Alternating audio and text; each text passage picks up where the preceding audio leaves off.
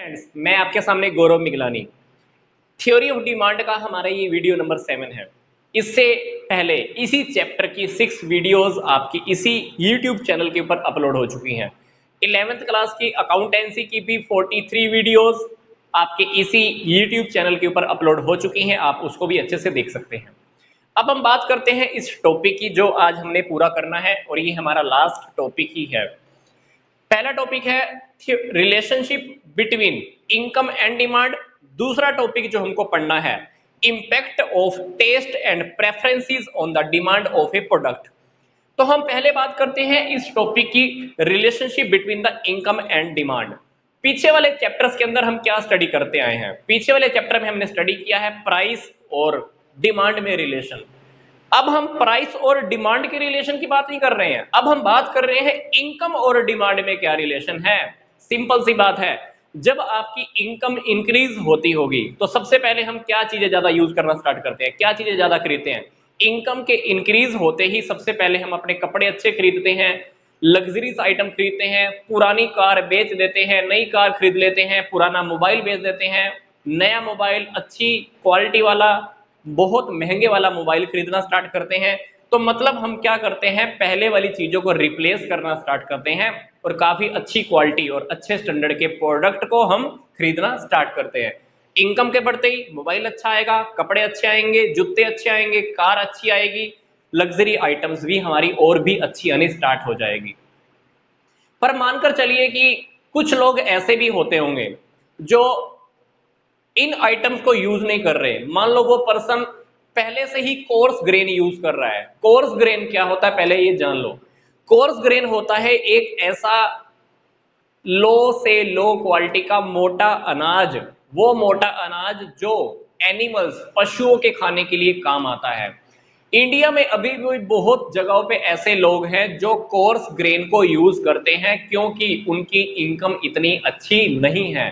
अब मान लीजिए उन लोगों की अगर इनकम इंक्रीज हो जाती है तो वो लोग सबसे पहले क्या करेंगे, पहले ही वो कोर्स ग्रेन को खाना बंद करेंगे। जो इससे थोड़ी और अच्छी क्वालिटी का अनाज होता है वो उस अनाज को खाना स्टार्ट करेंगे। राजस्थान की भी अगर हम बात करें तो राजस्थान के अंदर भी दो प्रकार की मेजोरिटी काम करती है, एक रिच मेजोरिटी है और एक है पुअर मेजोरिटी। जो अमीर घराने के लोग हैं जिनके पास इनकम अच्छी होती है वो तो क्या खाते हैं, गेहूं खाते हैं, अच्छा अनाज खाते हैं। जो पुअर फैमिली है वो क्या खाती है, बाजरा खाती है। तो ये टॉपिक सजेस्ट करता है कि हमें अपने टॉपिक को दो पार्ट में डिवाइड कर देना चाहिए। पहला नॉर्मल गुड्स, दूसरा है इंफीरियर गुड्स। मतलब मैं आपसे बात कर रहा हूं, अगर आपकी इनकम इंक्रीज होती है तो डेफिनेटली आप अपनी इनकम इंक्रीज होने के बाद ये सब चीजें और अच्छी क्वालिटी का लेना स्टार्ट करोगे। पर एक व्यक्ति जो पहले से ही कोर्स ग्रेन यूज कर रहा है, कोर्स ग्रेन खा रहा है, मोटा अनाज खा रहा है, एक ऐसा अनाज खा रहा है जो पशुओं के खाने के काम आता है, अगर उस व्यक्ति की अगर इनकम इंक्रीज हो जाए तो वो व्यक्ति सबसे पहले क्या काम करेगा, इंफीरियर क्वालिटी का गुड, इंफीरियर क्वालिटी का गेहूं, घटिया क्वालिटी का गेहूं छोड़कर अच्छी क्वालिटी का गेहूं इस्तेमाल करना स्टार्ट करता है। तो इसी टॉपिक के बेस पर हमने अपनी गुड्स को दो टॉपिक में डिवाइड कर दिया है। पहला है नॉर्मल गुड्स, दूसरा है इंफीरियर गुड्स। नॉर्मल गुड्स के अंदर क्या होता है, नॉर्मल गुड्स मतलब इनकम और डिमांड में पॉजिटिव रिलेशनशिप होता है। फॉर एग्जांपल ये मैं एक ग्राफ लेके चलता हूं, मैं टॉपिक में फिर से बोल रहा हूं, ये टॉपिक हमारा प्राइस और डिमांड का नहीं है, किस चीज का टॉपिक है, इनकम और डिमांड का। फिर भी हम ग्राफ के अंदर क्या लेके चल रहे हैं, प्राइस और क्वांटिटी लेके चल रहे हैं। फॉर एग्जांपल मान लो एक प्रोडक्ट पहले 100 रुपए का था, नॉर्मल गुड्स का टॉपिक चल रहा है हमारा। एक प्रोडक्ट आपका मान लो 100 रुपए रेट का है, आप उसकी क्वांटिटी खरीद रहे हो मान लो 10 क्वांटिटी, कितनी क्वांटिटी खरीद रहे हो, 10 क्वांटिटी खरीद रहे हो। आपकी इनकम इंक्रीज हो जाती है, आपकी इनकम इंक्रीज हो जाती है, पर प्राइस में तो चेंज नहीं हुआ ना, प्राइस तो अभी भी 100 रुपीज ही है। तो मान लो आप उस प्रोडक्ट की मान लो अब 150 क्वांटिटी आप उसकी खरीद लेते हो। पहले डिमांड कर्व हमारा यहां था, अब हमारा यहां शिफ्ट हो गया, तो इससे हमारे डिमांड कर्व में इंक्रीज आ जाता है। मतलब नॉर्मल गुड्स के केस के अंदर इनकम और डिमांड में पॉजिटिव रिलेशनशिप होता है। प्राइस हमारा वही का वही है, पर हमारी इनकम इंक्रीज होने की वजह से हमारी क्वांटिटी इंक्रीज हो गई है। पहले हम 10 क्वांटिटी खरीद रहे थे, अभी कितनी क्वांटिटी खरीद रहे हैं? 15 क्वांटिटी खरीद रहे हैं। हमारा demand curve right side shift हो जाता है। इसी तरह से हम इसका उल्टा एग्जांपल भी ले सकते हैं। कैसे? मान लो पहले आप 10 क्वांटिटी खरीद रहे हो, अब मान लीजिए प्राइस चेंज नहीं हुआ, आपकी इनकम चेंज हो जाती है, इनकम आपकी कम हो जाती है। इनकम कम होगी तो क्या करोगे? नॉर्मल गुड्स के केस में डेफिनेटली आप कम खरीदना स्टार्ट करोगे। आपने क्वांटिटी अब कर दी 5, पहले कितना खरीद रहे थे? 10 खरीद रहे थे, अभी कितना खरीद रहे हो? 5 खरीद रहे हो। मतलब जैसे ही नॉर्मल गुड्स के केस की मैं बात कर रहा हूं, इनकम इंक्रीज हुई तो डिमांड इंक्रीज हो गई, इनकम कम हुई तो डेफिनेटली आपने क्वांटिटी की डिमांड भी कम ही की है। इसलिए हम नॉर्मल गुड्स के केस में बोल रहे हैं कि इनकम और प्राइस में पॉजिटिव रिलेशनशिप होता है। इनकम बढ़ती है तो डिमांड भी बढ़ती है, इनकम कम होती है तो डिमांड भी कम होता है। अब हम बात करते हैं इंफीरियर गुड्स के केस में क्या होता होगा। घटिया क्वालिटी की चीजें आप यूज कर रहे हो, मान लो हम घटिया क्वालिटी की मान लो कोई प्रोडक्ट यूज कर रहे हैं, तो क्या होता होगा? सिंपल सी बात, इनकम बढ़ेगी तो क्या करेंगे? घटिया क्वालिटी की चीजों को खरीदना भी थोड़ा कम कर देंगे। एग्जांपल में देखते हैं, क्योंकि इंफीरियर गुड्स के केस में मैं आपको फिर से बोल रहा हूं, इनकम और डिमांड का जो रिलेशनशिप होता है नेगेटिव होता है। इनकम और डिमांड का रिलेशनशिप नेगेटिव होता है किसमें? इंफीरियर गुड्स के केस के अंदर। ग्राफ में देखते हैं, मान लो आप पहले 10 रुपए किलो वाला अनाज खा रहे हो, 20 किलो हम अनाज खरीदते हैं, प्राइस कितना है? 10 रुपए, क्वांटिटी कितना लेते हो? 20 किलो ले लेते हो। इंफीरियर गुड्स की केस की बात करने हैं, इनकम आपकी इंक्रीज हो गई तो क्या करोगे? इस अनाज को ज्यादा खरीदोगे कम खरीदोगे? डेफिनेटली इनकम इंक्रीज होने से आप इस घटिया क्वालिटी के अनाज को थोड़ा सा छोड़ दोगे। अभी इनकम इंक्रीज होते ही आप मान लो इसका आप सिर्फ 10 किलो ही खरीद के लाते हो, बाकी बची हुई इनकम से मान लो आप कुछ और खरीद लेते हो, तो डेफिनेटली क्या हुआ? इंफीरियर गुड के केस में भी प्राइस तो हमारा अभी भी चेंज नहीं हुआ है, चेंज क्या हुई है? हमारी इनकम। इनकम हमारी बढ़ गई है।